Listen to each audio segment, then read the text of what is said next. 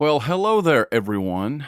Thank you for taking the time to listen to this very, very special episode of Make Believe Heroes. This is our MBH Plays episode for December.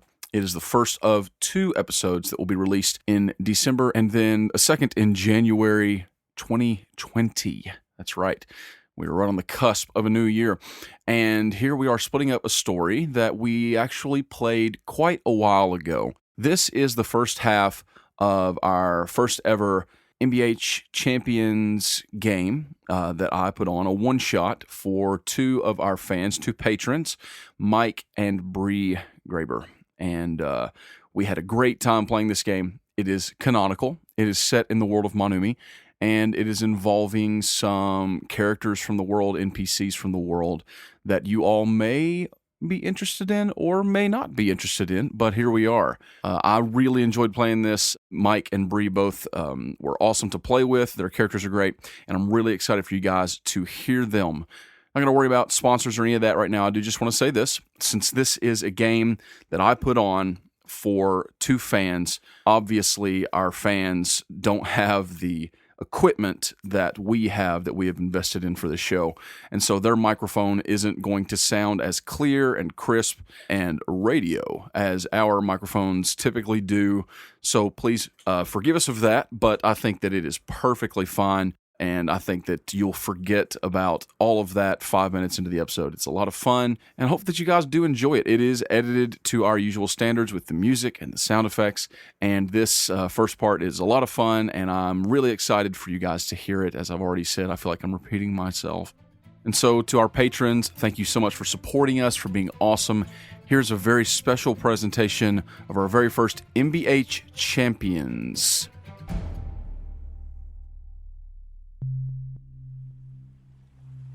It's not exactly the same time frame, but it's within the same time frame of Season 2 that this adventure, this story has taken place.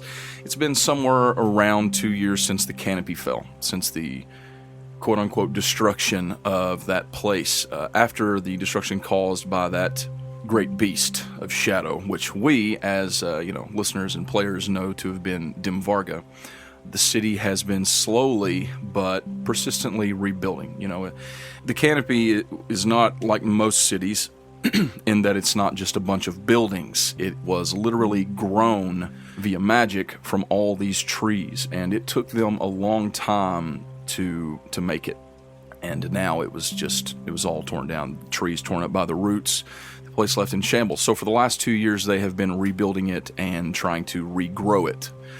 But it takes a lot of magic. Think about it in terms of D&D. If you're a spellcaster, you can only do so much magic per day.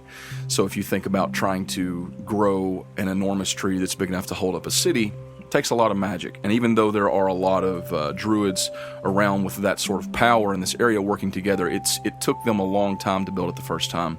And this is no exception, especially since they're trying to sort of match it to the way it was before. While it would take many years to rebuild it to its previous splendor, the canopy has finally begun to function again on the shoulders of the children of Atonia. The gnomes, the halflings, and the wood elves have been working tirelessly to try and rebuild this city, this place. And during the time of rebuilding, the most difficult part has not been the actual regrowing of the city itself, but rather the devastating loss of life. There were a lot of people that were killed. I mean, you think about something like some sort of a natural disaster. It was equivalent to that, And since this is a fantasy realm, magic sometimes can intervene. But there were a lot of people that were just normal commoners living in this city, and when the city fell, a lot of people were injured and a lot of people died.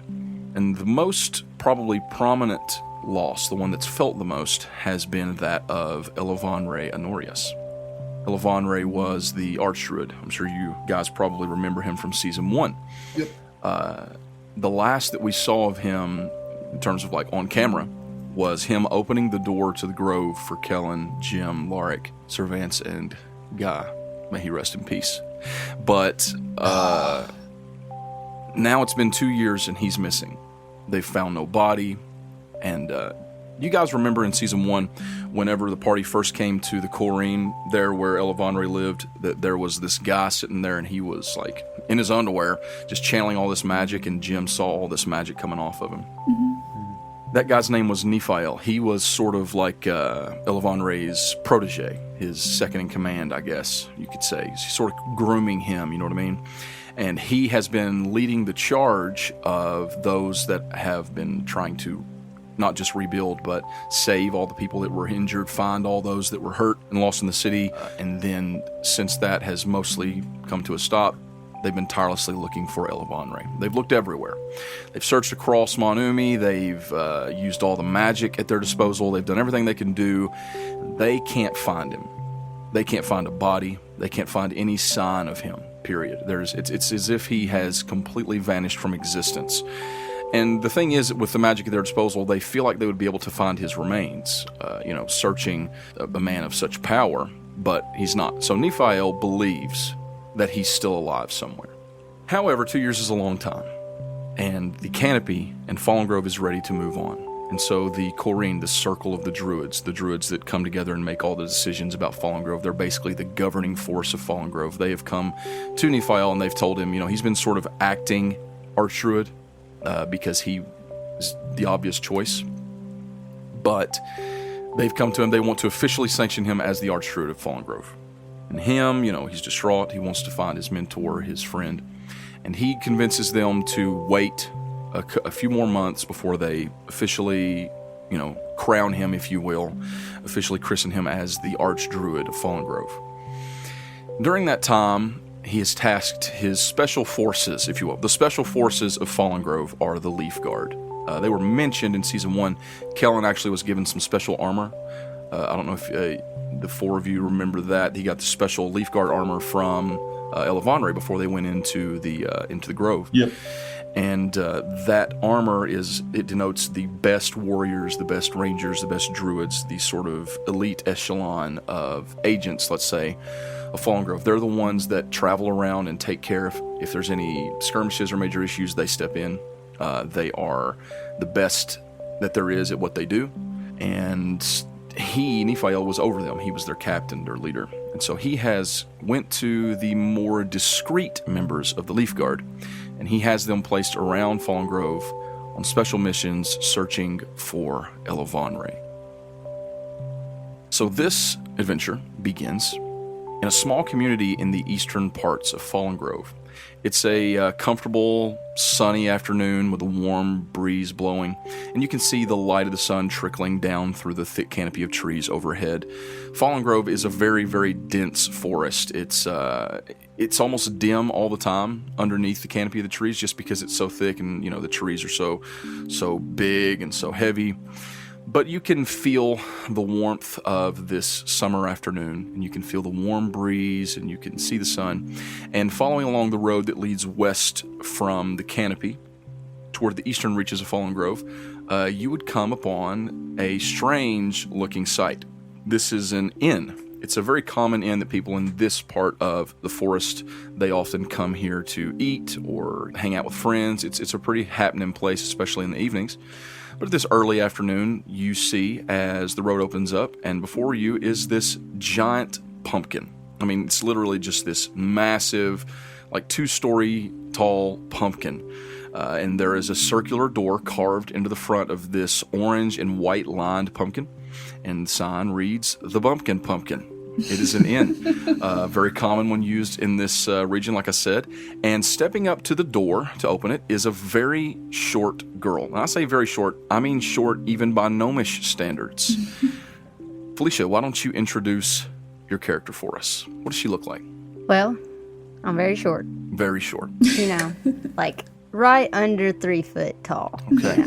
And she's always been laughed at because she's so short. She's so short. So short. So very short. So she's got kind of a blondish reddish hair. Mm-hmm. She carries herself very serious. She's very serious, even though she's very short. People might look at her and think she's being funny and all that stuff, but she's very serious and takes her job very seriously. She's wearing Leaf Guard armor, so She is part of the Leaf Guard. Yes, she is. And she's got green eyes, and that's about it. You know? Cool beans. She's pretty cool. So you see this miniature gnome come walking up to the door, and she reaches forward, grab the handle, and you open the door. You step inside. And what's your character's name? My character's name is Mildred Timbers. Mildred Timbers. But she goes by Minnie. She goes by Minnie. Because she's little. I just got it. I just got that. That's really You didn't cute. get it? I just got Minnie for miniature. I just put that connection. Mildred Timbers, and she goes by Minnie. I just got that. That's awesome. That is amazing. I love this name. We're just, from now on, you're just going to play Minnie and everything. Okay. So, Minnie, you step into the door, and you see inside, like I said, it's the Bumpkin Pumpkin, and it lives up to its name. Everything is autumn themed. The floor, not the wood is floor. Obviously, the wood is floor. The floor is wooden, but it doesn't look like it's been, cut and carved and built. It's grown, like everything in Fallengrove. It is magically crafted wooden floor inside this pumpkin, which is a little weird. And you've never been here before. You know the place, but you've never come by here. Maybe you didn't like the name. I don't know. But this isn't your area. You had instructions, right, to come here. Mm-hmm. To meet someone. You have an appointment, if you will. You step inside, and it's pretty calm in here. There's actually not very many people at all. There's a short, I say short, it's kind of redundant to say that. There's a gnomish man over here on the left. What are you trying to say? Gnomes are short, older. He's got a long gray beard. He seems to be eating a bowl of soup. You see a couple of elves, halflings, humans, different people. But, in a pretty decently sized dining area, there aren't very many people. You step inside, you see the Bumpkin Pumpkin in all of its splendor. What do you do? Do I know exactly who I'm supposed to... You know who you're supposed to meet, but you don't see him here. Okay. So I'm going to walk up to the, what do you call it? A bar, I guess it's what it's called. Sure, yeah. Excuse me, sir. And they turn You around. can't see me. Turn around, and so it's a little tall for you. So you kind of have to... You see a little bit of the top of your head just kind of peeking over the top of the bar, and you hear someone shuffle around, turn it, and they look over and lean over, and it's actually an elven woman, and she says, sir? No, sorry. Can I help you? Are you looking for your parents? No, I'm here on official business for the Leaf Guard, and goodness. Yes. Oh, I'm sorry. Please. Very serious. I did not mean to offend you. Official business. Oh, actually, yes. Oh, I'm sorry. I was told to look. I'm so forgetful. Yes, if you'd like to follow me, I can take you. Yes, I'm so sorry. I feel like please. you're not. You don't have yourself together right now. Well, you want me to leave and come back in a second? No, it's fine. You need a minute? No, please, just follow me. Okay. I'm sorry. She kind of, she was holding a towel in her hand. She was cleaning some dishes there behind the bar. And then she just sits it down, and she kind of takes off her apron and shuffles around. She opens a little, the bar that folds up. She steps out, and she begins to walk to the other end of the pumpkin. And there's a doorway. It's like two swinging doors. She steps in, and she holds the door open for you to enter. Thank you. Yes. You're welcome. And again, I'm really sorry about that comment. No problem. It's good. Well, okay, if you'd like to follow me, she turns around. You're now in the kitchen. There's people cooking. Like I said, not many people. Basically just one guy back there just kind of fixing some Keep food. it up, man. They all kind of look at you and then just shake their head. And by they all, I mean the one guy. He turns and looks at you. He kind of shakes his head. He's a dwarven guy with a big long beard. And he turns around and goes back to cooking. He's kind of like humming a little dwarven tune. And there's a door on the opposite side of the kitchen. She leads you over to it, and she opens it. And inside you see what looks like a sort of more homely, small dining area. It looks like probably where workers or the owners would come and eat dinner if they don't want to sit out in the hustle and the bustle. And inside there are 3 figures seated around a large oval-ish type table. One of them you immediately recognize as Nifael. He is very slender and wiry with long brown hair, which he has pulled up into like a bun on the top of his head, kind of like a samurai. He's wearing plain traveling clothes except for the cloak of the Leaf Guard, which he has draped over his left shoulder. And you also see 2 other figures sitting there. Mike, why don't you describe your character for us?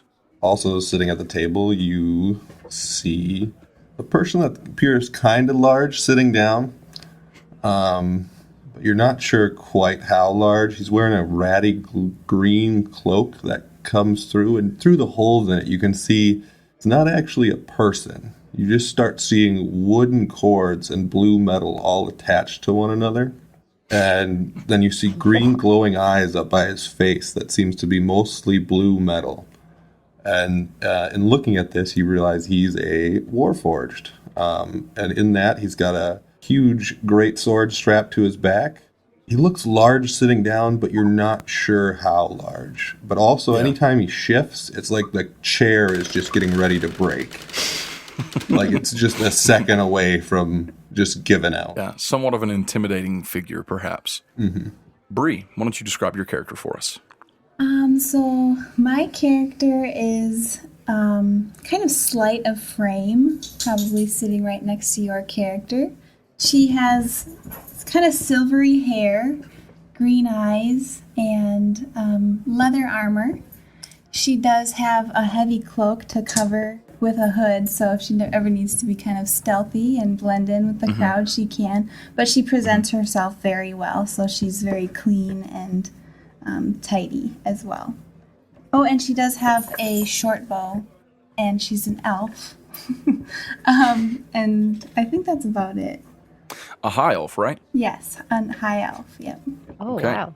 Which is interesting, just due to the fact that, she's sitting there with Nifael. And, there's a little bit of bad blood between the high elves and the wood elves, but not everyone prescribes to that sort of outdated mindset, I guess you could say. As I was saying, Bree, I was thinking that perhaps you and Nifael actually know each other. Okay.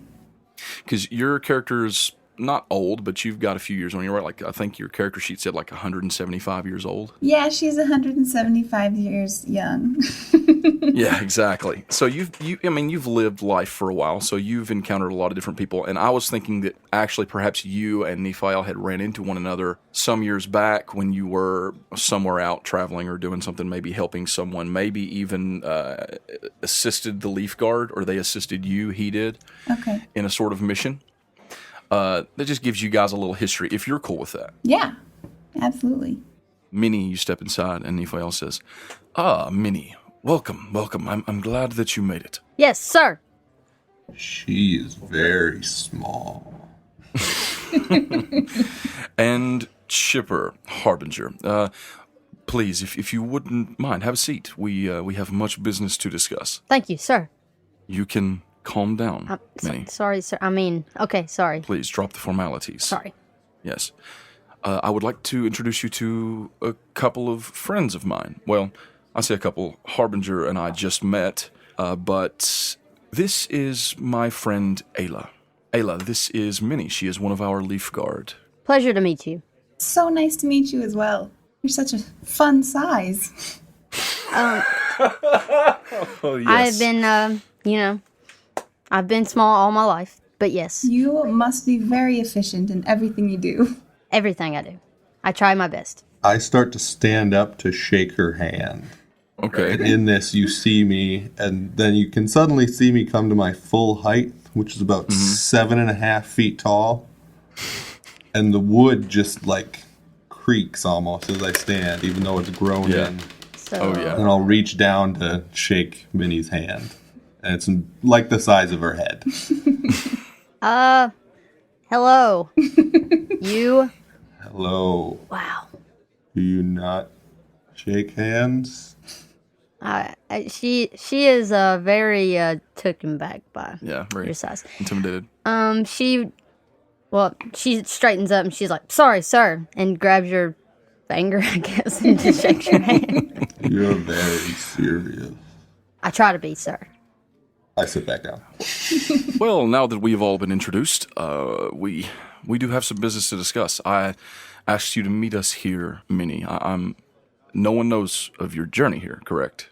Correct. I know that we don't always operate under such secrecy, but as you know, things are a bit difficult, and our search for the Archdruid has yielded very, very poor results so far. As I'm sure you have heard, the Corrine is ready to elevate me to the official status of the Archdruid of Fallengrove. Yes, I have heard this news. Well, you know that we must stop that if we can. But, sir, if Ellevanre doesn't come back, you will be the You think he's still out there. You really do believe it.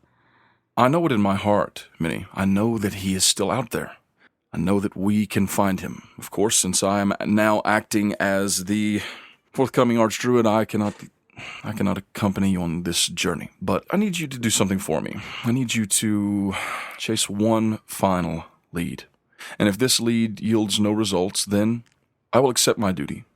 I will be what the people need me to be. And I believe that my friends, Ayla and Harbinger, will be perfect to help you on this mission. And we have one more operative. I would have thought he'd been here by now. About that time, the door opens, and stepping through the door comes Alan's character. Alan, why don't you describe your character? So he is a half-elf of, medium build, maybe a little tallish, but not super tall. And he's wearing a purple robe with eyes all over it. And he's looking around sort of... Felicia just looked at me. Go ahead, sorry. He's looking around sort of furtively, like almost nervous-like, but but sort of not so much nervous as he is just sort of like he's noticing things constantly and trying to take it all in. He looks around kind of like, oh, hey, everybody's here. And he quickly approaches, what was his name, Nifael? Nifael. Nifael. I really missed it. I should have called him Nifael. So he walks up to him and says, Nifael, sorry I'm late. Jimalil, thank you for joining us. And again, it is Nifael. Nifael, yes, right. Yes. Did you get the scrolls? Do you have the scrolls? Do I have the scrolls? Yeah. So he takes his satchel and opens it and says, I have the scrolls right here. Excellent. If you'd like to take a seat, we will begin immediately. This is my friend, Ayla, and her companion, Harbinger. And this is one of our Leaf Guard. Her name is Minnie. You look over, she's just saluting. I get it. Hello. It's a pleasure to meet you. Likewise. This is quite the party we have gathered today. I've heard a lot about you and your travels and the things that you did for the canopy, and it's so great to meet you. Sorry, sir. That was out of line. I'm sorry. No, it's okay. It's nice to meet you as well. Why are you important? I'm not, to be honest, but I am here to help. Okay. Yes. Jim has come to help us, and he is particularly suited to aid us in this journey. Actually, Jim is the one that brought this lead to me. The one that I believe the four of you should follow from here, and hopefully it will lead you to Ellevanre himself. But that is enough with the introductions. Let me get right down to business. The fact is, we have searched across this land. We have searched the forest. All of our agents, all of our friends, we've exhausted our resources. Ellevanre cannot be found.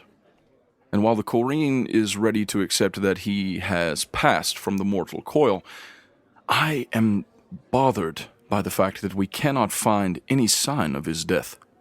This is the thing that has haunted me for these 2 years. And just 2 weeks gone now, Jim here, it's okay if we call you Jim, right? Jim is perfect. Jim came to me there as we were rebuilding the Corrine, where the circle would meet. He approached me, called me by name. He said it wrong, but he called me by name, and began to inform me of a vision, a message from the goddess Atonia herself. You see, Jim here is, what was the word you used? Antonio's champion. Yes. Antonio's. Alan, not all of your characters can be bad with names, right? I mean, is that... That's fair. It's like Jupiter. You have been with the goddess herself. This is true. We get coffee sometimes. I thought it was tea. You said tea. I lied. It's neither. Okay. All right. She comes as she needs to talk to me. Yes. And she sent him to me with information regarding Ellevanre's whereabouts. She believes that the reason we cannot find him is because he is not on this plane, you could say. It's true. He's on a different plane, possibly. Possibly. Jim and some compatriots of his traveled to this place. The same creature that destroyed the canopy, they faced it in this place, apparently. Jim has told me. It's true. At great loss, we managed to overcome it. Is there a way for us to get back there? Well, that is why Jim has come. Atonia has given him the information that he needs to lead us to this place. Of course, by us, I mean the four of you, for I cannot go. I cannot leave this plane, though I would love to at this integral time for our people. That's understandable. And so what I would like to ask is I would like to ask the four of you to follow Jim. Jim will lead you to this place, and I hope, beyond hope, that you can find him there. I'm here. No, not you, Jim. Ellevanre. We are looking... Right. Follow with me, Jim. Follow with me. That Sir, makes sense. we will do our best. He is a strange man. Yes, Jim says. Yes, that checks out.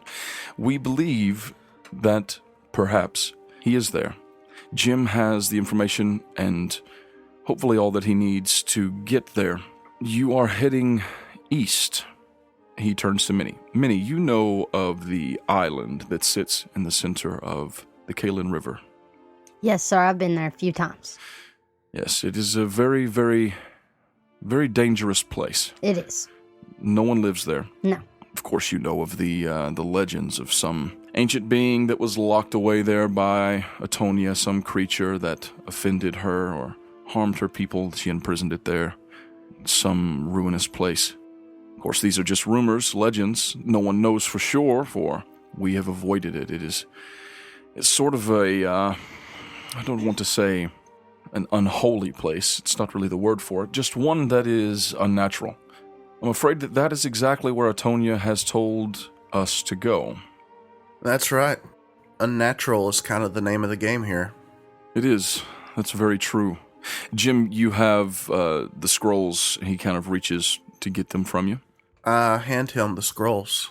He takes them out and he kind of lays them out before you, and you all can see it's like ancient runes and writing, and most of you can read Elvish, and it's an older form of Elvish, but you can sort of make out that it is legends. It's what it is. It's information about this place. It's how that it's no one ever needs to go there is basically the gist that you get from these things. And there is a sort of map of the island, which isn't that large. I'm not great with actual real life distances, but you could easily cross it in a few hours if you were just walking at a normal pace, assuming that nothing hindered you. You know what I mean? It's not that big of an island. Probably a 2-hour walk from one side to the other, which is pretty big for one in the middle of a river. But this is where you must go, and in the very center of the island is where there is supposed to be some sort of doorway, a path that will lead you to this place, this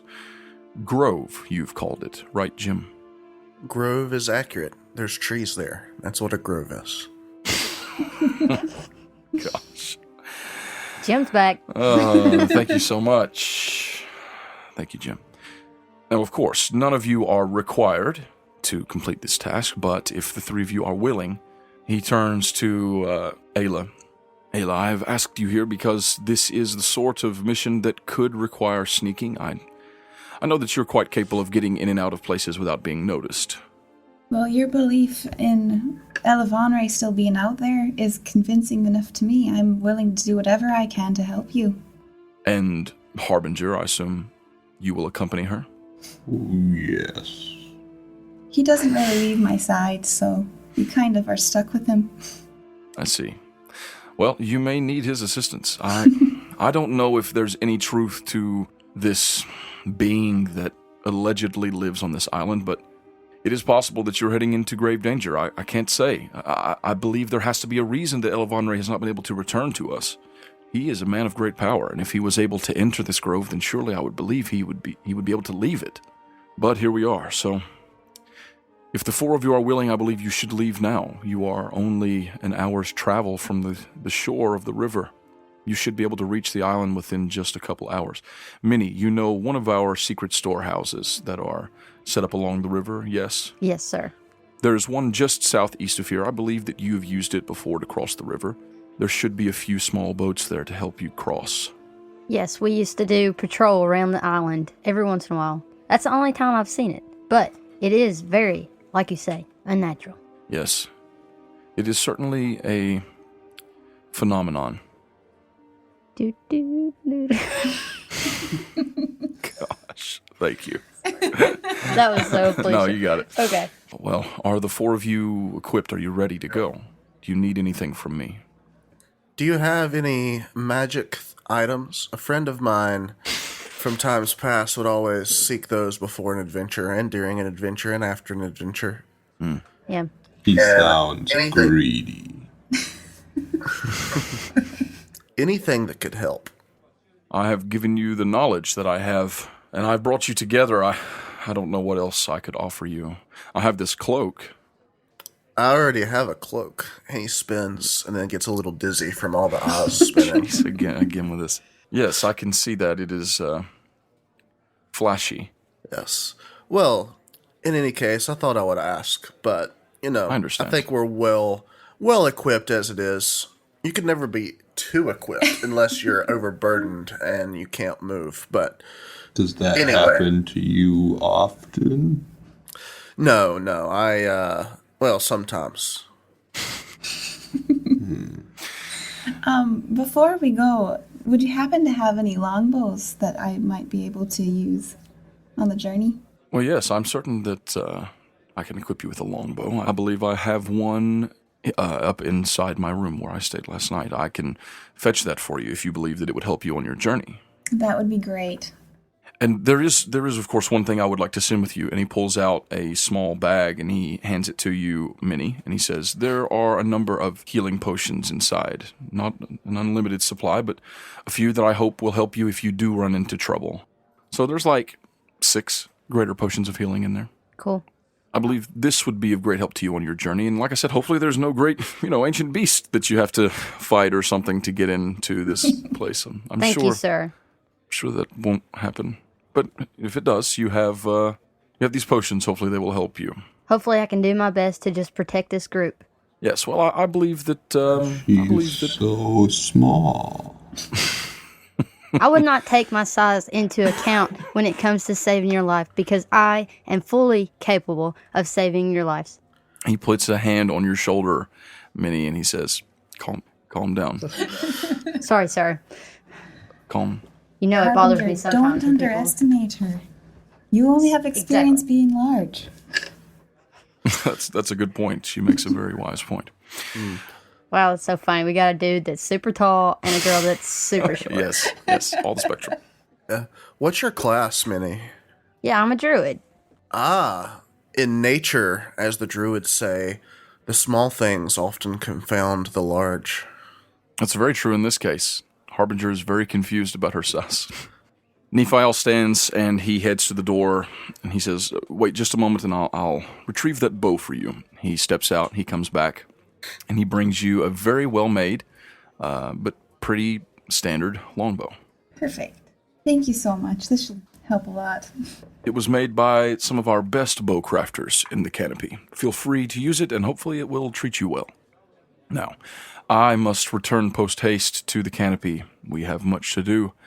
I hope that you all have a safe journey, and I hope beyond hope that you can find our friend and my mentor. Yes, sir. Our hope is the same. You have my robe.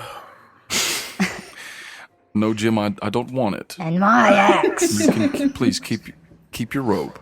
Keep I your want I'm to robe. going to keep my robe. I'd like to keep my bow, so. I have my robe, but it's used in your service. Oh, okay. Yes, all right. This Excellent. is all very Excellent. confusing. Yes. Thank you again, Jim. Thank you for your dedication and for your willingness to serve the goddess. Thank you for all of this, and hopefully you can find him. Yes. May Atonia bless our paths. Yes, and hopefully this isn't, the misdirection of some evil creature just pretending to be one of the gods again. Why would you say that? I'm just kidding. He doesn't know that. Probably. I mean, unless you told him. You might have told him. I don't know. I keep that secret. Kind of had a feeling that was probably. Okay. So the four of you set out from the Bumpkin Pumpkin? Mm-hmm. Jim looks back at it and says, that pumpkin still confuses me. It's so big, and yet it doesn't rot. How does this happen? I have many notes to take later.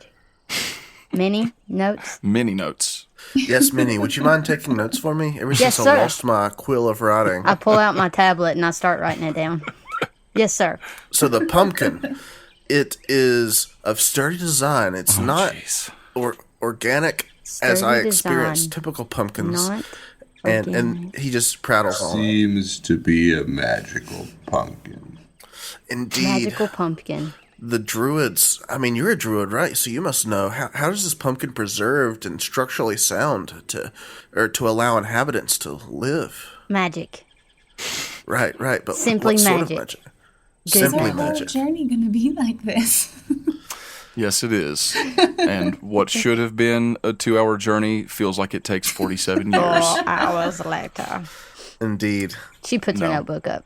As we arrive, Jim says, so I think that's my standing theory. The pumpkin is infused with magic, but the magic itself is also surrounding the pumpkin and within it. So there's a pressure without. You talk too much. Indeed, I do. My notes are going to be so hard to sort out later.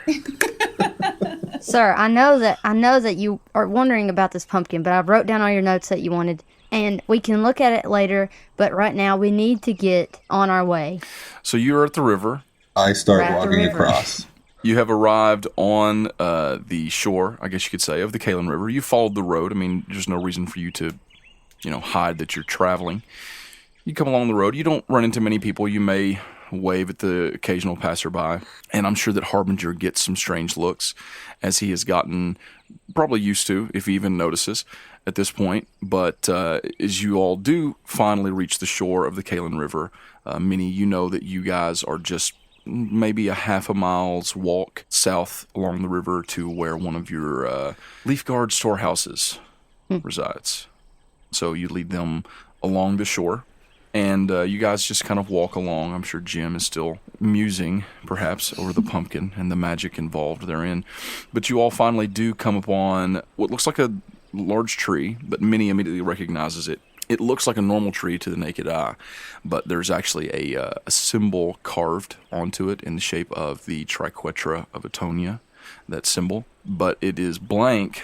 All the sides are blank except for the side that has the leaf. It has the leaf emblem there, which notes it as a symbol of the Leaf Guard there, one of your storehouses. So you find like a little secret compartment that's cut into this tree, and it leads down into a sort of cellar beneath the roots of the tree.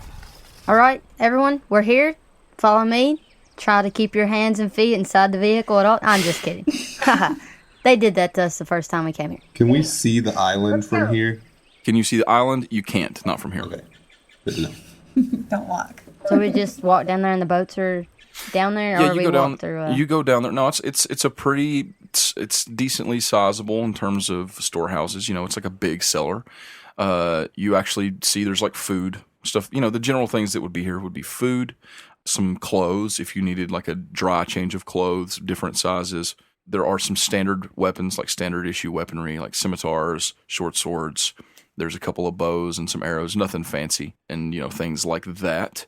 And then there are a couple, actually only 2, which works out because you probably need them at least. 2 like wooden carved rowboats, look kind of like canoes, large canoes. All right, everyone, Ayla, Harbinger, I would say get in that boat, unless you would like to, you get in that boat and then I get in the boat with the big guy, and then whatever. But I say we just keep you 2 together. How about that? I think I might need my own boat. I think that might be a good idea. All right, sir. Take that boat, and we'll all get in this boat. But can you row that boat by yourself? I'm sure I'll be fine. Can you reach the bottom of the river? Well, I don't think I can drown. I haven't tried it yet. If you have any trouble, just let me know, and I will jump over there and help you. Okay. So I guess we get in the boats and head that way. Yeah.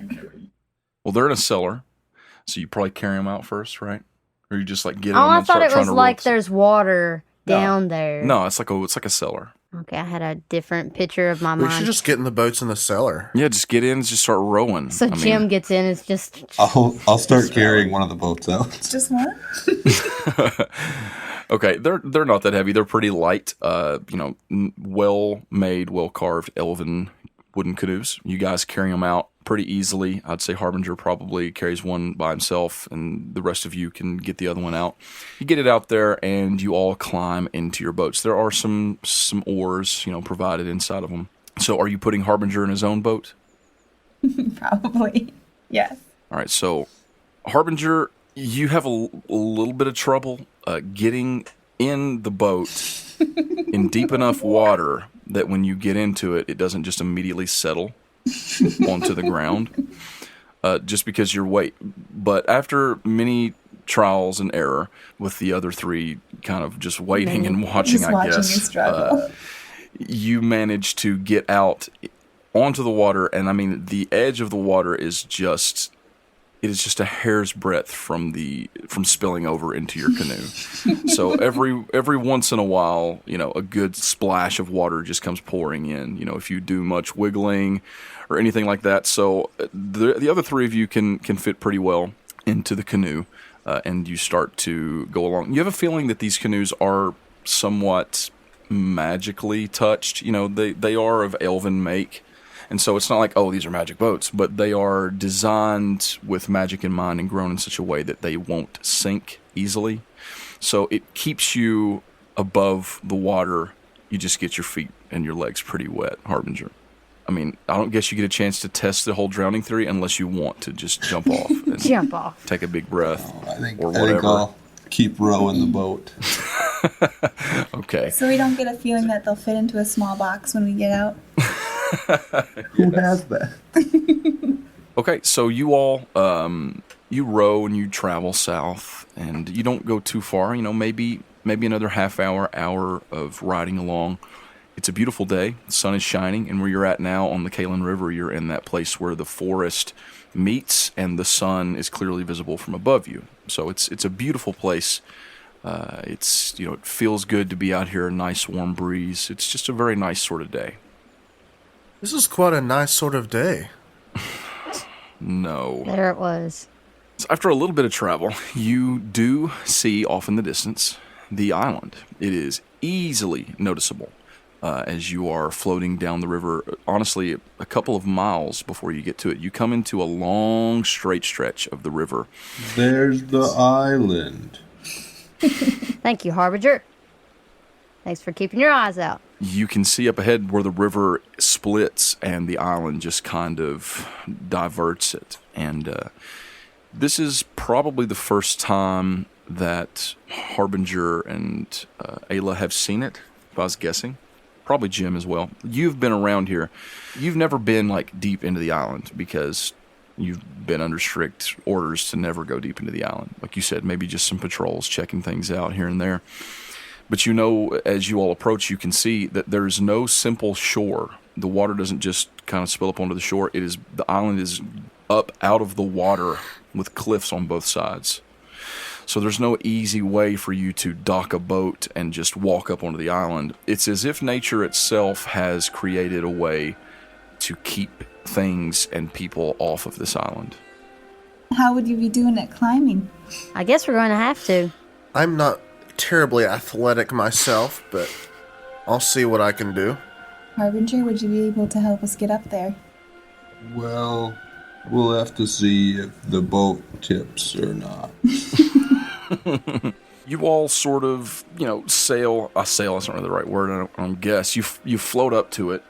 And many, you have been over here before, and you have had to scale the wall. Like I said, you've never been deep into, but you sort of have stepped onto the island and been in different places. And, there are a number of spots where there are roots, coming out of the side of this rock and dirt cliff, where the trees have dug deep with their root to get down in the water since there's so much of an expanse. And you know that you guys could probably tie your boats off there, and that would give you a little handhold to get started. All right, everyone. Let's tie the boats over here, and we'll just head on up. Let's head on up. She's going to tie our boat off, well, their boat. And Harbinger, are you tying your boat off? Yeah, I'll tie my boat off. Okay. So I'm just literally going to jump on the wall. Okay, everyone, just kind of follow me. And I'm just going to go. Okay, you're going to start trying to climb. Give me an athletics check. Oh, I'm horrible at rolls. Okay, what is that? That's a 9. 9. So you start climbing, you grab a root, and you start pulling yourself up, and the root that you're holding on to just breaks, and you fall down into the water. Can I try to catch her? Yeah. Give me a dexterity save or check. 16. Yeah, that'll do it. So right as your little feet start to like hit the water, he just snatches you right up. And she's not going to be like startled. Like her falling, she tries to keep her cool. So when you catch her, she's just like, thank you so much for catching me. Now I'm going to try again. Okay, I just put her back in her canoe. Okay. She's just good. All right. So are the rest of you going to try and climb? Do I notice any kind of structural, like, better path, like more roots in a certain area or anything like that from looking at it? You could give me a perception or investigation check to look for something like that, whichever one you prefer. Okay, we'll do perception. 24. Wow. Oh, wow. So, yeah, you just sort of step back and you're just kind of scanning the wall, and you can see a place up there where it seems like a root has sort of woven in and out down the side of this cliff face, and it looks like it would be easier for you to climb up over there. Okay, I'm going to try that. Okay, so you make your way over that way, and you can give me an athletics check with advantage. 15. 15 is enough, so you don't zip up the side of the wall or anything, but you easily go from one root to the next and start climbing your way up. Okay. Okay. This Are all area, of you- I'm just going to like turn over and tell everybody, this area is a little bit more sturdy if you guys want to try this route over here. Good job, Ayla, for finding that. How tall is the cliffside? From where you guys are at right now, it's probably 20 to 30 feet high off of the water. So it's pretty high. I mean, it's up there off the water. Do I think I could throw a bundle of rope up to her? Yeah, probably. Do you have some rope on you? Yes, I have 50 feet of rope. Oh, perfect. Okay. All right. So Ayla has made it to the top. Ayla, it is thick forestry up there, so you can easily stand there on sort of a grassy ledge. You look down and you can see that Harbinger seems to be pulling out his rope. Okay. You can toss it up to me. Yeah. You wanna check for that? Yeah, we'll go with strength. Strength is fine. Because I'll say it's less about getting it exactly to where she is, because she can move about pretty easily. It's more about just, getting it up that distance. 20. Wow. Is that like a natural 20 or a No, modified it's 20? 15 plus my strength. Okay. All right, cool. So you easily get it up there. You easily get the rope right up in her general direction. And Ayla, if you'd like, you're able to grab the end and just tie it off at one of the numerous tree trunks that are right there. Okay. They look plenty sturdy enough to hold the rope for them to climb up. Yeah, I'll tie it off on the nearest one. Okay. So with the rope, you all can climb now if you'd like with advantage. Yay! I got a 17. Okay, plus anything? I don't know. Did you say strength? What is this? What is this plus? What is this I forget Dungeons and Dragons? I forget the plus. It's a minus no, one. So it's 16. It's a 16, but that's still good enough to get you to the top. Jim? 14. 14. You have a little trouble. You're sort of like last in line, if that makes sense, and it takes you a little while. Like you said, you're not all that athletic, but you manage to get to the top with some strain. And Harbinger? 12 plus 8, so a 20. All right, yeah. You just tearing that dirt to pieces as you were just climbing up. Probably, you're using the rope, but I'd say every time your foot sort of hits that cliff, it just makes a foothold. You know what I mean? You're just punching holes in it all the way up, just eating up this cliffside. And pretty soon you're all up there. So you have officially made it on to the island. Good thinking on the rope. Thank you. Rope is quite handy. I never leave home without it except today. Except You today. forgot it today. I will collect my rope. Okay, good call. So you untie the knot, take the rope, store it back into your pack, and you all turn to face this island. Now that you are up here and you're turning and you look, First of all, it feels slightly cooler up here. It's not cold, but it's a bit of a cooler air than you felt even when you were down on the top of the river. This forest here on this island is thicker and more dense than anything that you ran into on the way here through Fallengrove. It seems almost as if the terrain is actively trying to keep you back. And as you all, I'm assuming, begin to start taking your first steps onto the island toward the center, you notice that this is going to be slow going. In fact, every spot of this island in this forest is considered difficult terrain. So you're moving through it, but you are constantly having to press through bushes and brambles, just weeds and grass that have grown up over waist high, not even considering like the large brush and bushes that are even over your head, except for maybe Harbinger, but maybe some are over your head, Harbinger. What's the sort of marching order? How are you all going to try and press through this difficult area? Minnie's going to be in the front. Minnie is in the front. You can't hold her back. Okay. She's a strong, independent gnomish woman, yes. Strong, small, independent gnomish woman. She's just following orders. I'll be behind She don't her. care. Okay. Harbinger is behind you, pressing through. And Harbinger, I'd say that you mostly just kind of are just crashing through everything. Yep. Yeah, Minnie's going under everything, and then Harbinger's just coming down. Not fair. Just go under. And then, for Jim and for Ayla, who's behind Harbinger? I'm assuming Ayla's probably behind Harbinger and Jim in the I'll be back. right behind him. Yeah, and I'll take up the rear. And as Jim goes through all the branches, scratching against his robe, he's like, "My eyes, ah!" I'd like to pull out my rapier if I can and start to kind of brush at some of the brush coming back at us. Yeah, the fact that you guys are behind Harbinger and he's like a wall of wood and metal moving through the forest actually makes the difficulty of it isn't so bad for you two, but you're still moving at half speed because he has to move at half speed to clear it for you. So it's a lot easier for you, Ayla, to push the thorns and the bushes and everything back. I'll have my hand axes out too as I'm going to try to trim some stuff. Yeah, cool. So you're kind of cutting things here and there that you know are going to be an issue, especially for those behind you. Do you have two hand axes? I do. Okay, so you're kind of dual wielding one in each hand for those things. I just looked at your attacks and it has Iron Fists listed as an attack, and that's awesome. That is very cool. Okay, so you're kind of chopping through with your hand axes, and you guys are making your way, but it is slow going, and for a while this is just kind of what's happening. So let's have Minnie and Harbinger both make Constitution saving throws for me. What's that say? It's a natty 20. Oh, girl! Nat 20. I have a 19. Okay, you're both doing very well. You're holding up just excellently as you're carving your way through this mess of trees and bushes and brambles, and you're pressing through. Are the rest of you doing anything as you travel? Jim is looking at all the flora for anything he doesn't recognize. Okay. You see things that you do not recognize. You see plants that look exotic and strange.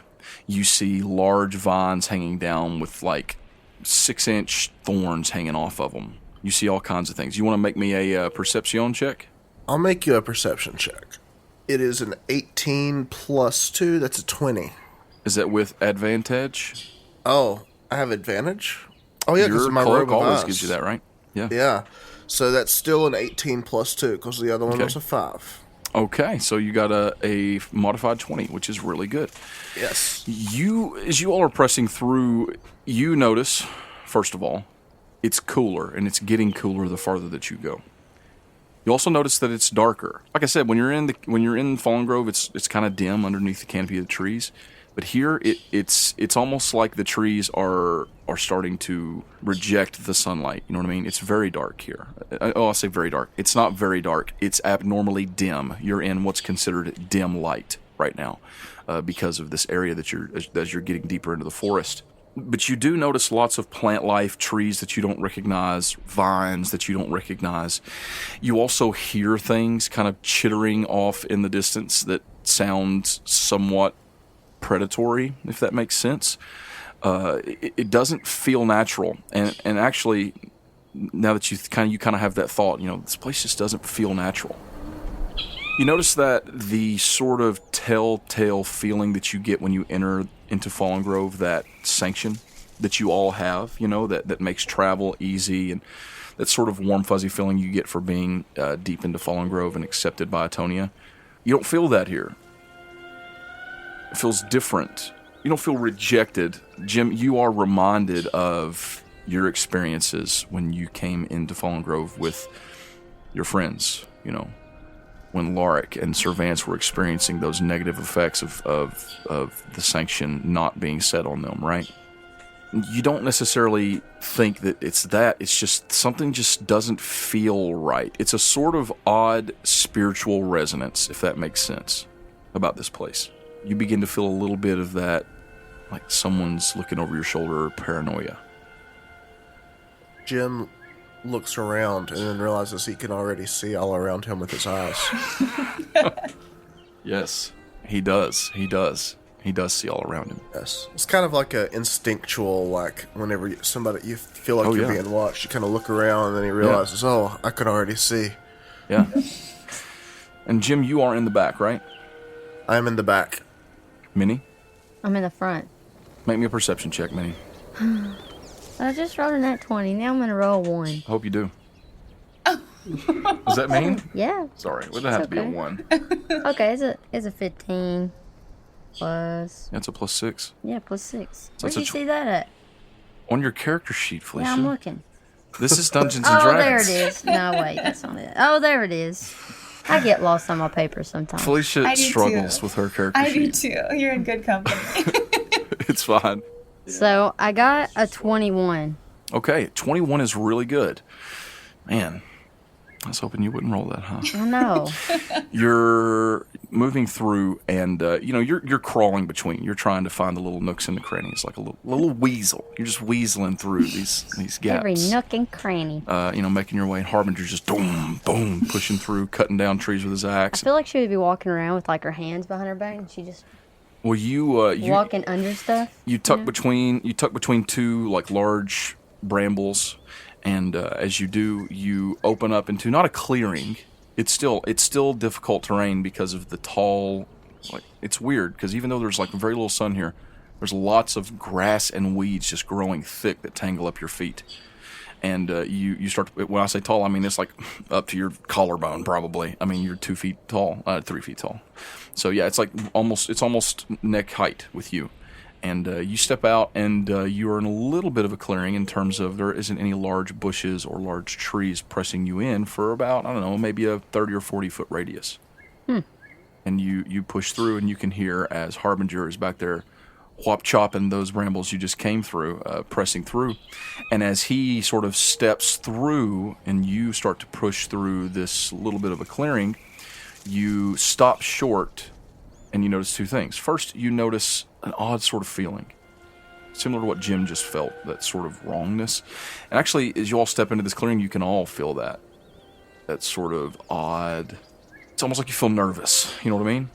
And your foot touches a piece of like loose ground. You feel it sort of give in front of you, and you stop short. I'm gonna do this. Okay, you hold up a hand. Hold on. No one notices. It's just grass all around you. I can see it. Just It's like I hold up a hand. If you do this, they'll see it. If you do this, they don't see that. So she there it is. There it is.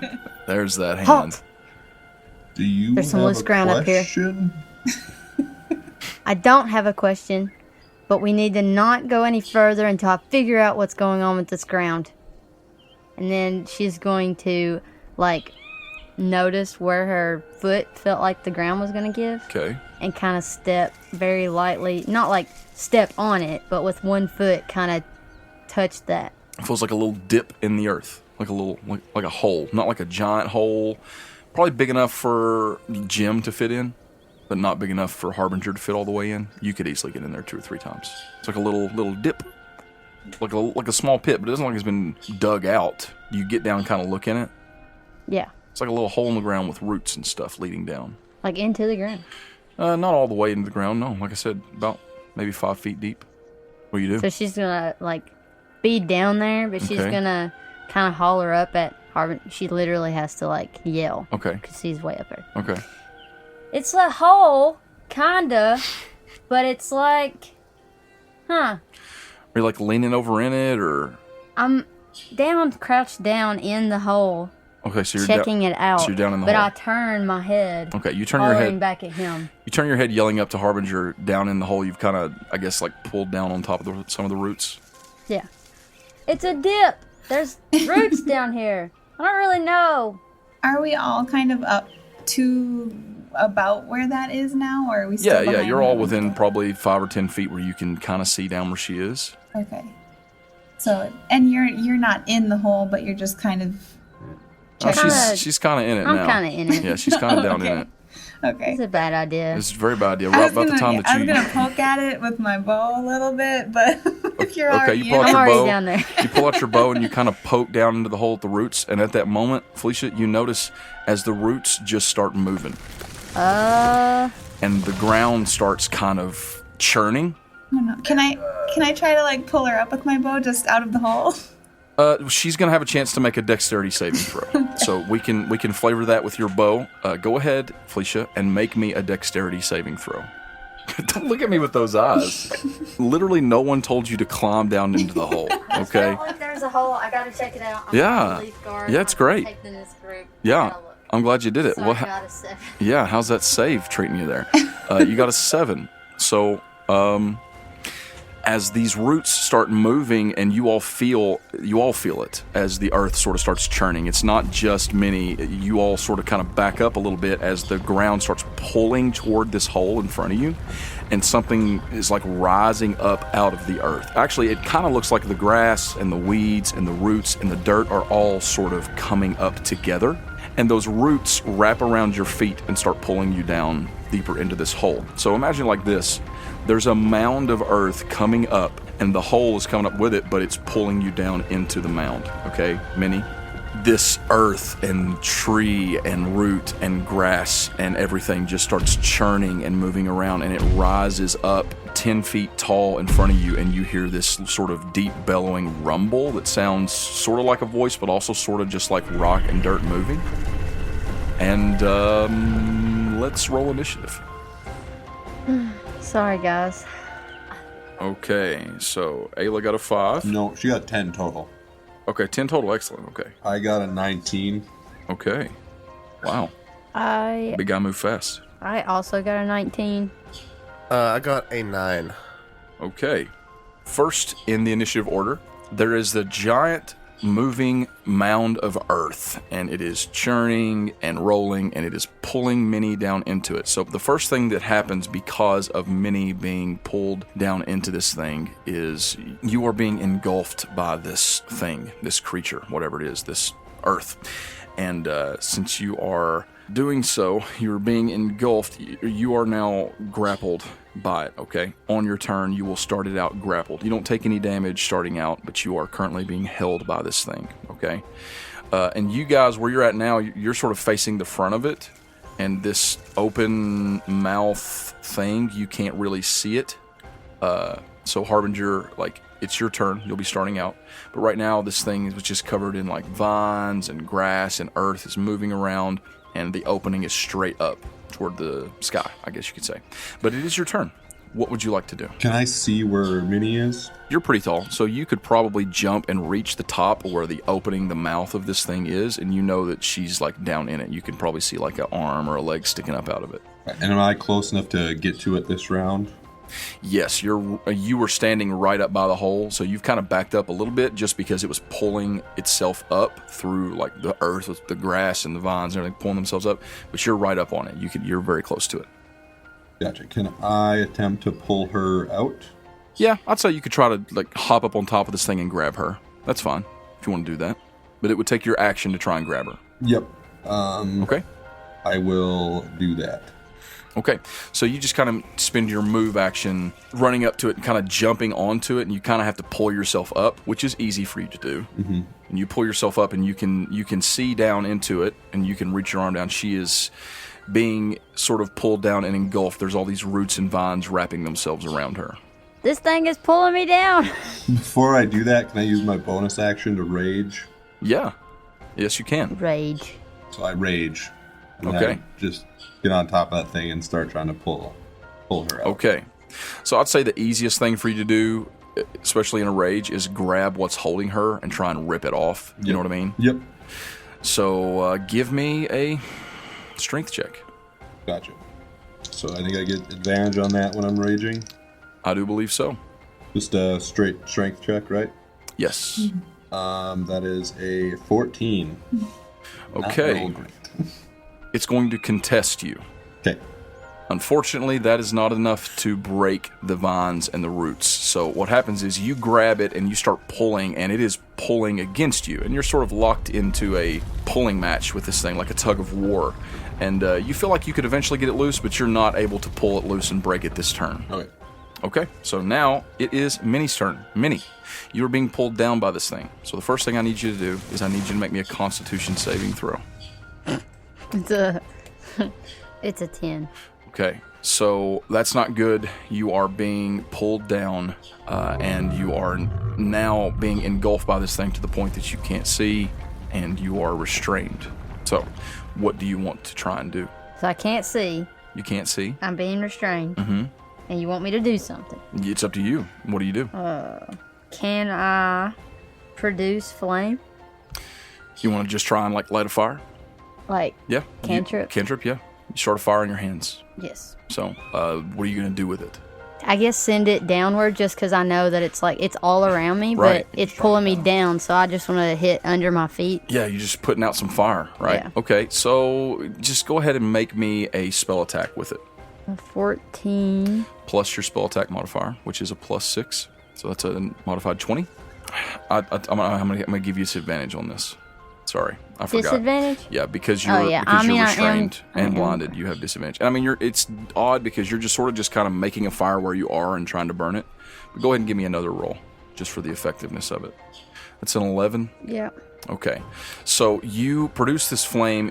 You don't do this thing any damage, but I'm going to let it make a save. Okay, it does not like the fire. That's good. It's not like particularly upset by it, but it does not like the fire. And so the next time that you try to escape it, I'm going to give you advantage. Okay, that's the end of your turn. You can't move or do anything else.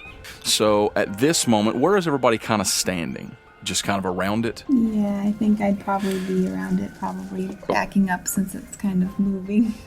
Okay, so you're backing up just a little bit, kind of just trying to get your bearings, Ayla, and you notice a sort of like a crunch under your feet, like you stepped on a twig, and these two little twigs come to life, like skitter up your leg and start trying to claw at you. That's fun. So they're both going to try and make an attack on you. What's your AC? 16. Wow. So one of them skitters up and it digs its claws in, but it's stopped by whatever sort of leather armor that you're wearing. You know, it's not thick enough. You look down and they almost look like bugs. They're like little, maybe 10-inch long twig. You know those bugs that look like sticks? Mm-hmm. They kind of look like that, except they're like a dark gray wood, and it's trying to stick these little needly claws into you, and it just does not work. And the other one starts clawing up, and I'm assuming you probably kind of react to seeing it, and you swing, and you actually kick it off, and it goes flying off into the bushes. Oh, good. Because it rolled a natural 1.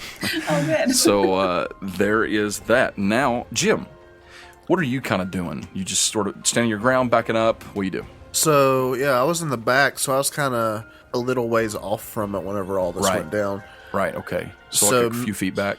Yeah, so Minnie is down in it and all, like, tangled up, right? And then Harbinger's down there with her trying to help. Yeah, he's up her trying to pull it out. Ayla's stepping back, and you're sort of in the back. And as you see these things jump up on her, you feel something kind of work its way around your legs. No. And you look down, and you see these thick green vines wrapping themselves around your legs. Yeah, I don't like that. and it is going to try and make an attack on you to constrict you with these vines. What's your AC? 13. Okay, this is a hit. No. So you feel these vines come up, and they just like start squeezing you around the legs, and you take 7 bludgeoning damage. Okay, that's significant. You are now grappled.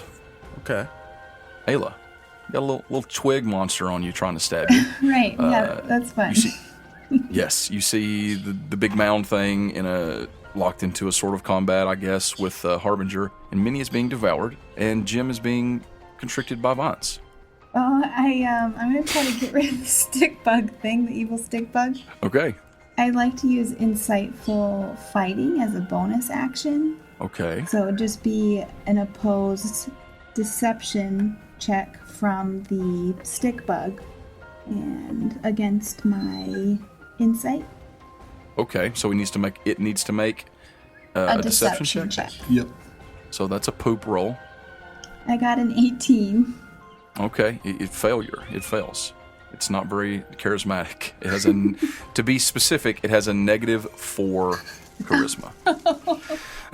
So Well, it is good. not charismatic. So It you works on successfully deceive it, or Awesome. whatever you're doing. So Okay. then I can use my sneak attack on him when I'm attacking. Okay, excellent. So I will use my dagger Okay, and try to get stab at it. all right. Try and stab it. That is a 16 plus 8, so 24 to hit. Yeah. Yep. Think that does it. Pretty sure. Let me check. Yes. Stick bugs. 24 hits a stick bug. Okay. 13 damage plus 5.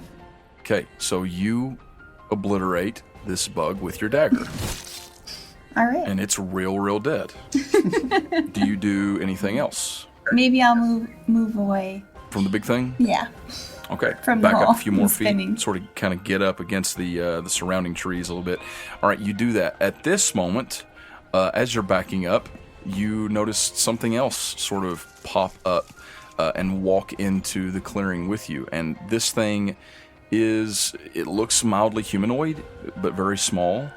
I say very small. It's probably the size of Minnie, and it looks like a sort of like baby Groot. I don't know if you're familiar with Groot. That's kind of what it looks like. And it reaches towards you and fires these little pin needles in your direction. It's gonna wreck my image of Groot. Sorry. Just imagine that you're the villain. Here we go.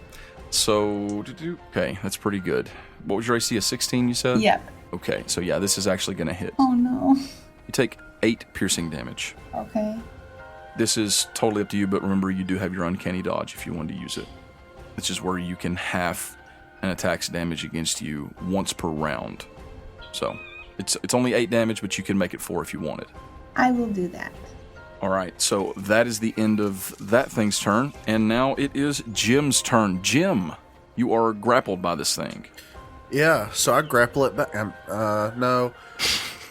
Let's see. Can I try to Eldritch Blast it if it's on me? Yes, but I think it would be with disadvantage, right? If you use a ranged attack within 5 feet of something, it gives it disadvantage, right? Probably. I don't Pretty remember. Okay.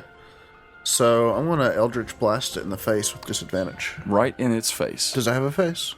It's pulling you back toward like the brambles, and you can see a sort of green-looking face sticking out. It's sort of face-like. Yeah, so I rolled a 3 and a 17. So with disadvantage, that would be a 3 plus 8. So that's 11. That is actually going to hit. What? Yeah, surprising, huh? Yeah, shocking, you could say. Shocking, even. So that does 7 damage. So you see as this Eldritch Blast just kind of flies out from your orb, right? Yeah, Punches this guy right in his stupid face. yeah, right in the face. You're still grappled. I don't want to be grappled. I think you have to spend an action to get out of a grapple, right? I think you have to do it like a contest against their strength or something like that. Yeah, as an action. You wouldn't be able to do that this turn. Do you do anything else? I struggle fruitlessly. Okay. Okay, you do that. And now it is the big earth monster's turn. Felicia, I need you to make me a Constitution saving throw at the beginning of his turn. And by Felicia, I mean Minnie. I got it, Captain. Oh, that's beautiful. Man, you are rolling very poorly. 7. That's no good. Woo, 7. Okay, you're going to take a some damage. Whatever. Bring it on. You take 10 bludgeoning damage. That's not bad.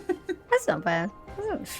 That's- You take 10 bludgeoning damage, and this thing is moving and it's just pulling you down deeper into it, okay? Love it. It is going to swing some big earthy arms It's got arms? up at the thing that is now on top of it, Oh, which no. is Harbinger. What's your armor class? 18. It's actually going to hit. So you are going to take some bludgeoning damage. This thing's hitting pretty hard right now. Oof. Bruh. You take 14 bludgeoning damage. But you do have your rage thing, so you take... Yes. Isn't that nice? Yes, it is. Isn't that nice? But it just brings a big balled up fist of vine and plant and ground and just smashes it into you.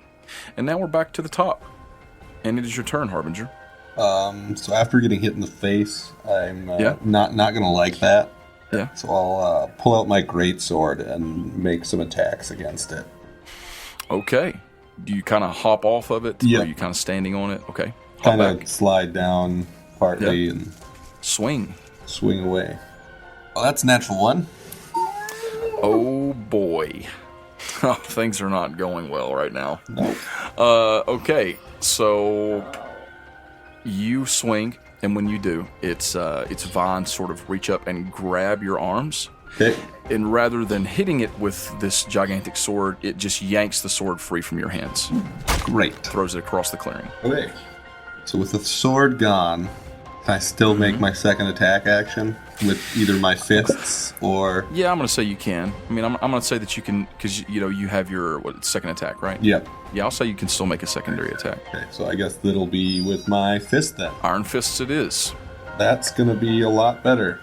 That is a 24. Okay, yeah, that hits. 7 plus the 2 rage damage, so 9 damage. Okay. All right, so you just bury your fist into this thing. All right, that is the end of Harbinger's turn, and now it is Minnie's turn. Minnie, you are grappled and being held tight by this thing. What do you want to do? I'm gonna kill it. You can try to make a save to... Get ungrappled? Yes. And it can be dexterity or strength. Ooh. So a non-natural 20. That is enough. You're not, suddenly free and out of it, but now you are able to move. You're no longer restrained, so you can try and pull yourself up out of it, okay? So can I try to pull myself out of it, but also...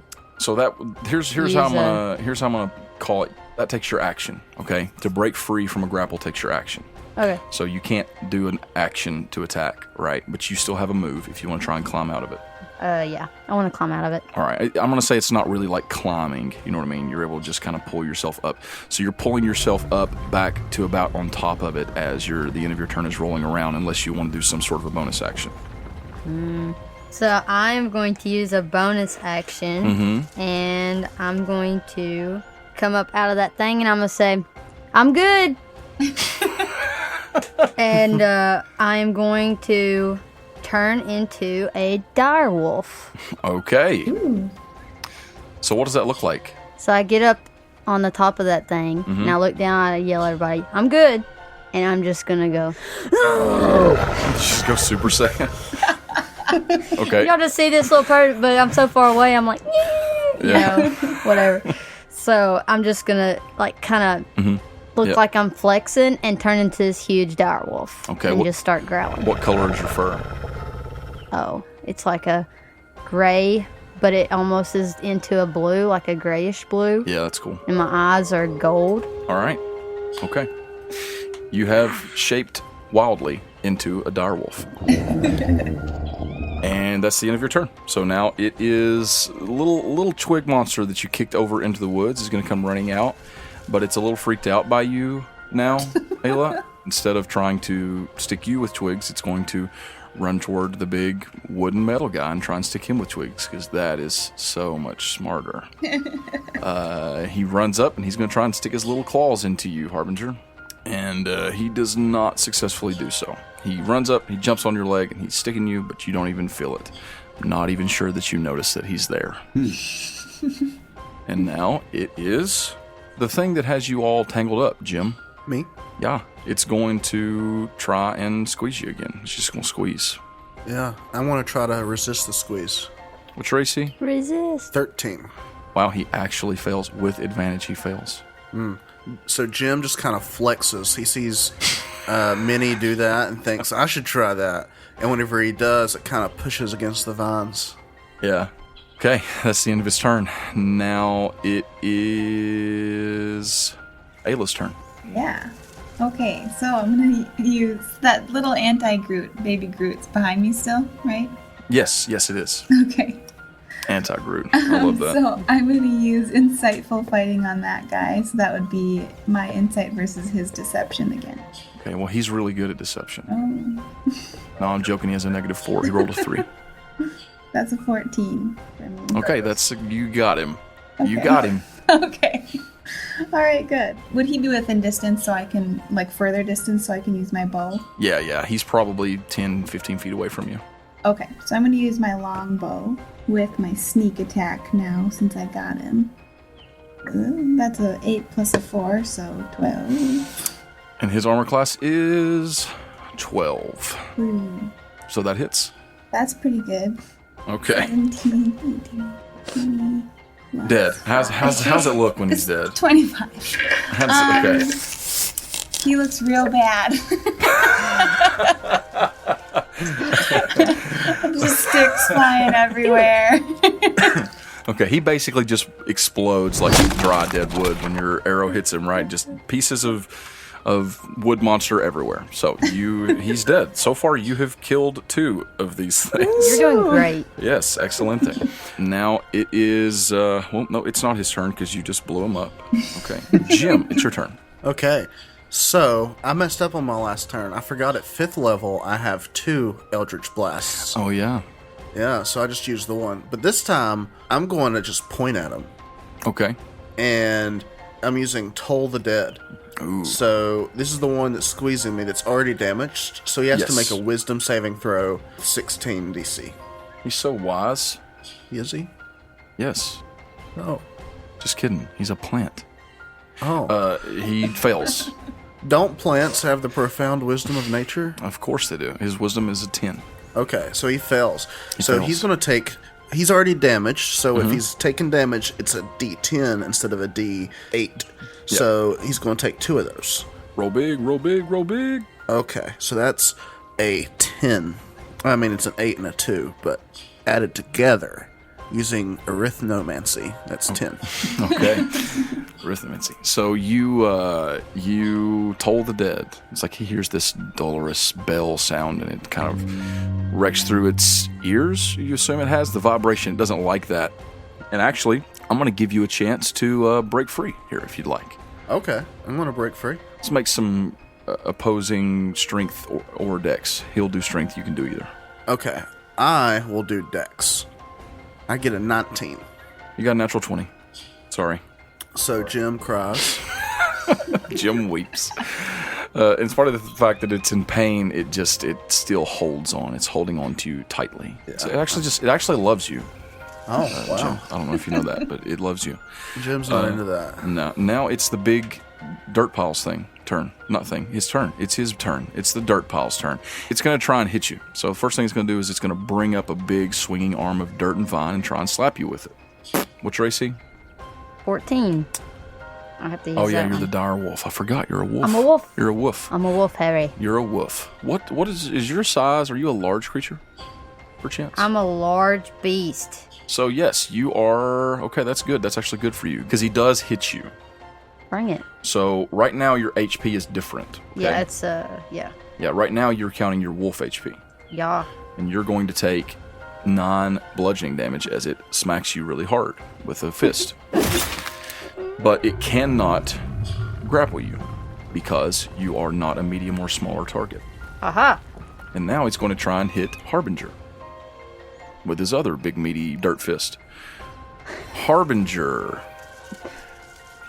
your AC is 18. Okay, this is a miss. So he swings at Harbinger, and he misses. Now we're back to Harbinger. Harbinger, it swung a big dirt fist at you, but it missed. So how far away is the greatsword that got through?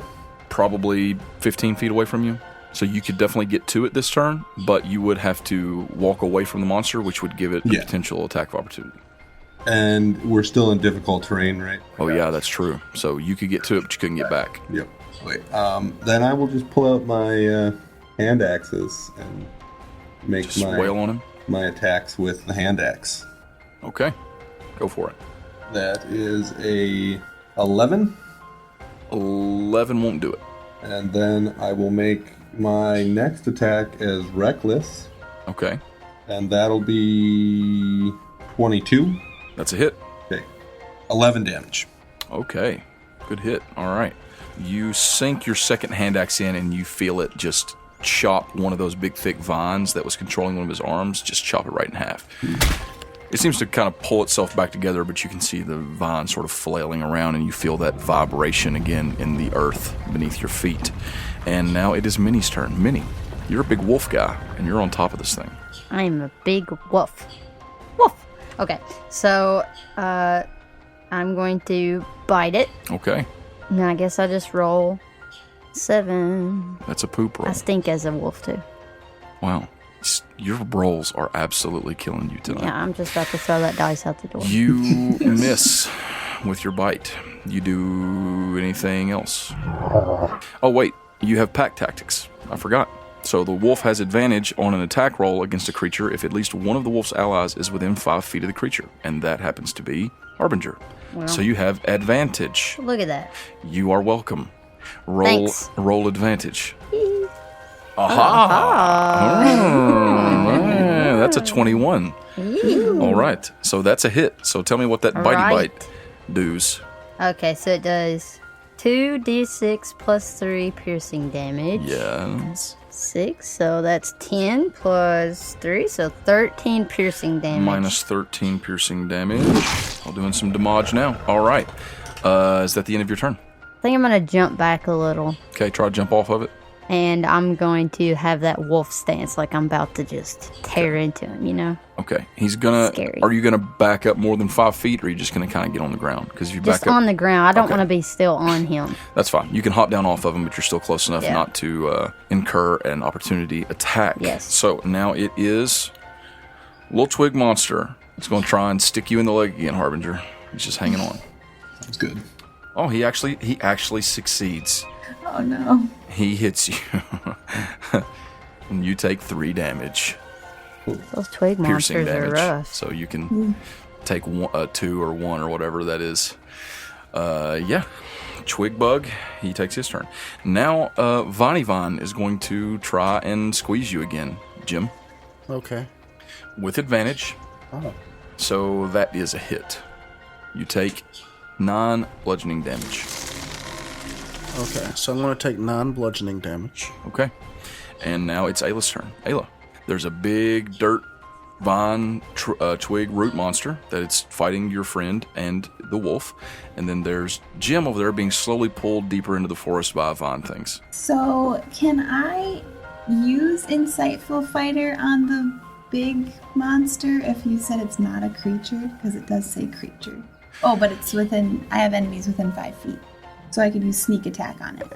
I'm assuming. You could. Yes, Okay. you could use sneak attack on it. Okay, so I'm going to use my longbow to shoot the big creature in the ground. Okay. That's a nat 1. Oh, Oh, boy. no. Roll me the damage. Okay. You don't have to roll the sneak attack damage though. Just the plain bow. That is a 9. Okay, Harbinger, you take 5 piercing damage. Sorry. But I guess you can still half that because you're still raging, right? Okay, so 3. There you go. But you do feel as an arrow sort of like sticks a little bit into the side of your arm. I don't know what you do with that, but there you go.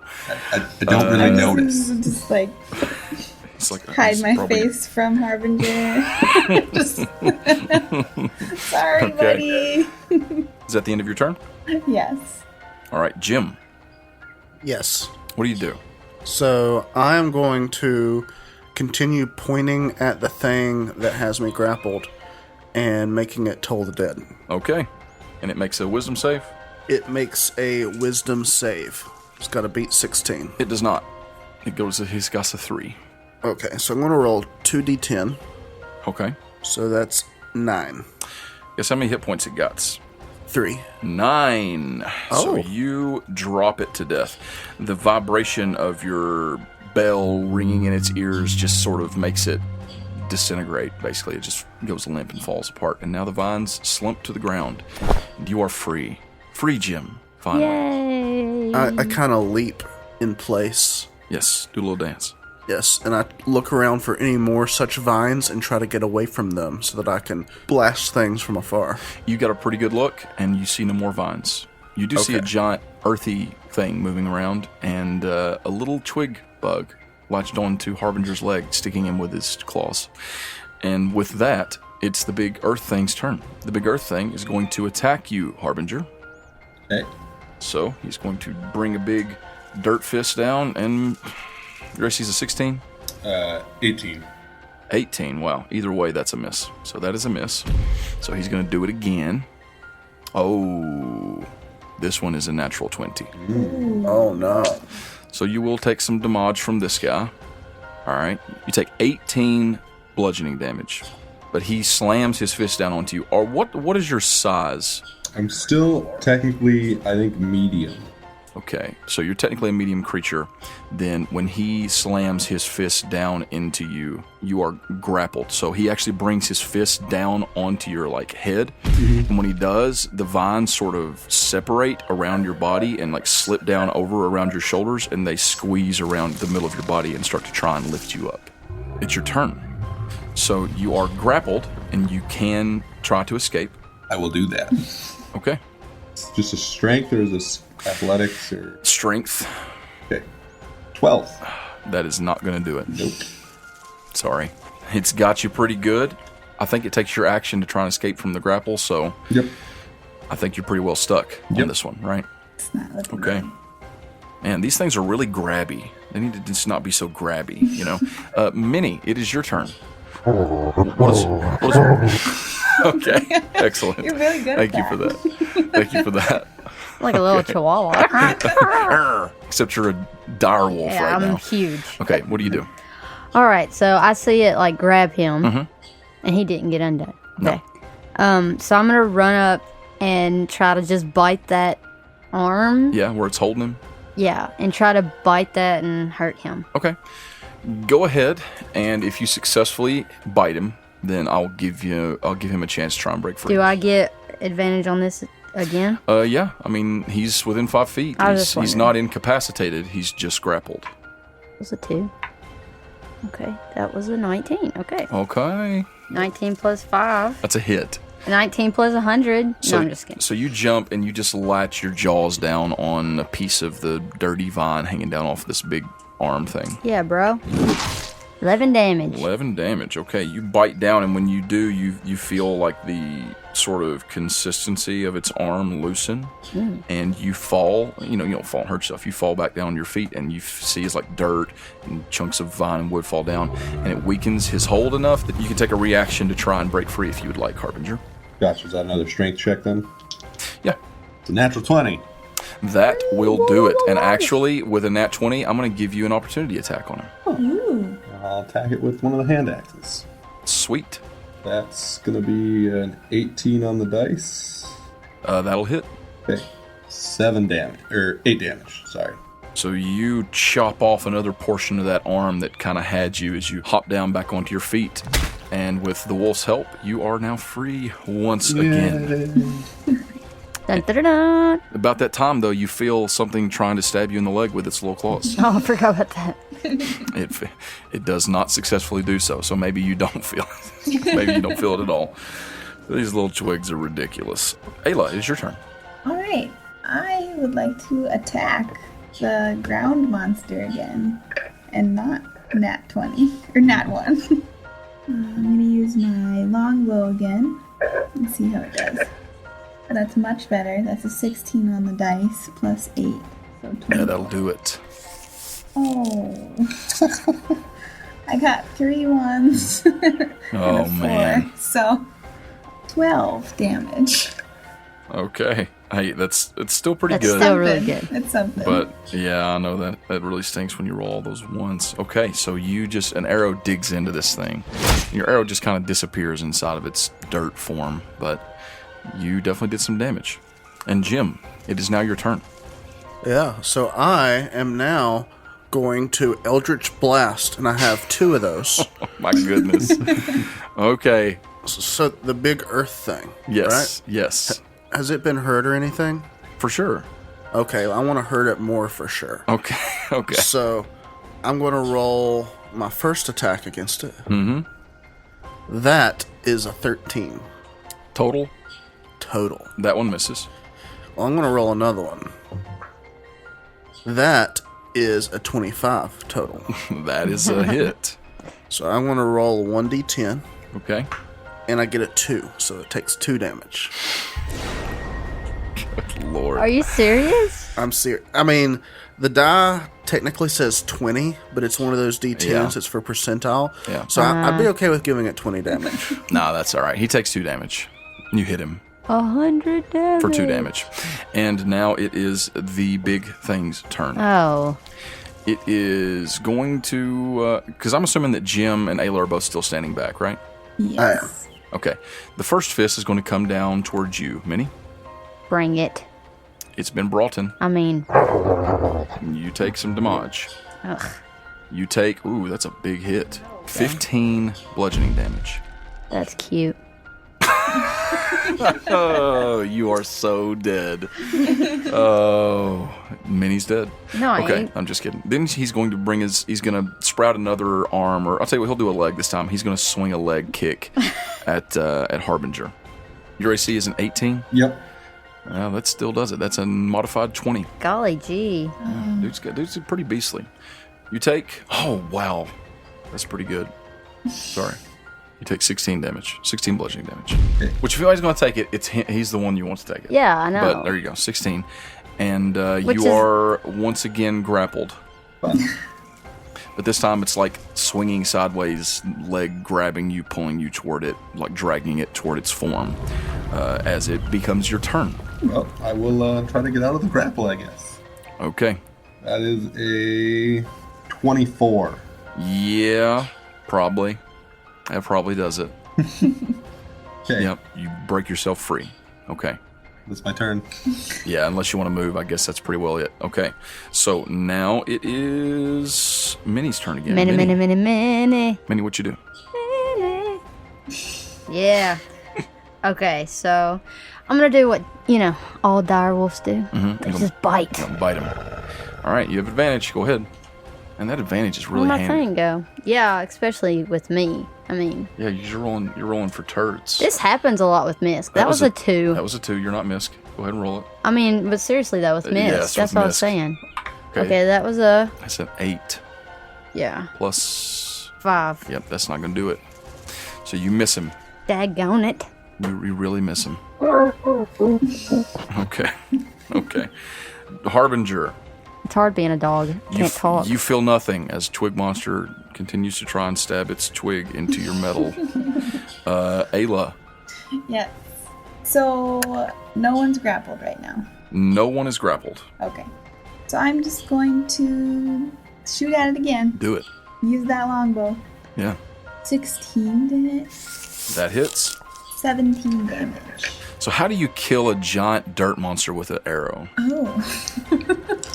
All the way through into the ground and just, if I can make it cooler, I would. But We'll say that maybe there's like a core somewhere down in there, like a sort of dirt heart or something, into that like original kind of pit. Yeah, exactly. It's like a giant seed, and your arrow just strikes down right into it, and when it does, the monster sort of shakes and trembles and vibrates, and then just falls down to the ground dead. Death Star explosion. But we're not technically out of initiative. There's still a little stick dude. Jim, you see as a little Everybody twig target monster Stick. is trying to stab Harbinger's leg. I point at the stick monster and make it no. hear some bells. Wisdom saving throw. It fails. Okay, so I'm going to roll 2d10. Okay. Oh, wow. So that's a 7. I've rolled 2d10 a bunch, and I haven't cracked 10 any of the times. Okay, that's okay, because it only had 4 hit points. So it hears a bell, and then just lets out a little squeak, and then just pops. Like a little twig. Just, it's dead. So Jim just points at it, and it pops. Exactly. Just point at it, it just pops right over the little bitty little. You guys have successfully killed all these plant monsters. Wow. I have to say, that little stick bug guy, he had heart. He was resilient. Yeah, he was really, really holding on. Relentless. He's the true villain. So you're all standing in a clearing surrounded by dead plant monsters and a pile of dirt. I go to pet Next the to a wolf. huge turtle. Go to pet it. Harbinger walks over to pet the direwolf. Yes. It does what dogs do. She lets it happen. She just lets it happen. And it kind of like starts kicking his foot. Harbinger has a pet dog. Alas, that is where we are going to have to stop the first half of our very first MBH Champions episode, game, session. You decide, fans. But that is our stopping point for today. Be sure to tune in January to hear the exciting conclusion of this adventure. Will Minnie, Jimalil, Harbinger, and Ayla be able to make their way to the Grove again? Well, again for Jim, but the first time for the rest. And when they get there, will they find Ellevanre? And if they do, will he welcome them? Tune in next month. Find out right here on Make Believe Heroes.